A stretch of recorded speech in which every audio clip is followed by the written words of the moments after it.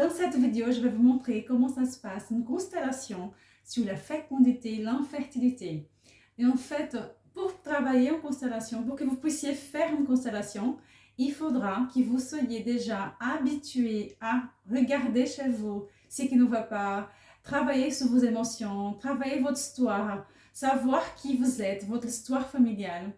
Et donc, pourquoi? Parce que les constellations montrent une scène. Et parfois, là, cette scène, elle n'est pas très agréable à voir. Donc, on commence à travailler l'infertilité. Donc, c'est une personne qui essaie depuis plusieurs années. Donc, elle a choisi l'utérus. L'utérus pour représenter l'infertilité. Et en fait, en parlant avec elle, en voyant comment elle se sent, en faisant aussi la visualisation, la constellation interne de ce qu'elle ressentait, elle avait très mal au niveau de l'utérus. Et c'est pour ça qu'elle a choisi cette représentation-là. Ensuite, elle a choisi une représentante pour elle, qui reste donc à côté du passé, à côté de l'utérus, la place qu'elle occupe dans sa famille. Et ensuite, en fait, elle a commencé à me dire que sa grand-mère, elle avait perdu un bébé et ensuite, elle était morte en couche. Et en fait, elle disait qu'à chaque fois qu'elle allait à la PMA pour faire les injections, voilà, faire le traitement en fait, hormonal, elle a pensé beaucoup à sa grand-mère. Donc, elle n'était pas proche parce qu'elle avait décédé avant.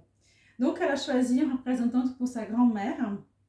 Et en fait, dans la famille, tout ce qui est non dit, le secret, il y a tellement de souffrance dans l'histoire de perte, de mort, du décès d'une maman qui est morte pendant l'accouchement. Et avant elle, il y avait déjà aussi un enfant mort-né. Donc, il y a toute une charge émotionnelle autour de la naissance de l'enfant.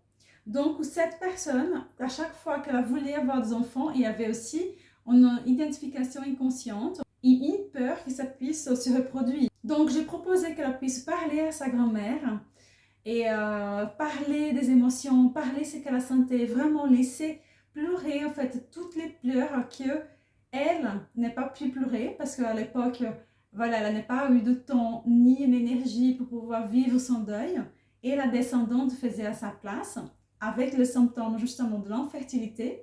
Et dès qu'une femme voit, reconnaît, élabore quelque chose pour d'autres femmes, donc il y a là une guérison au niveau de la lignée féminine.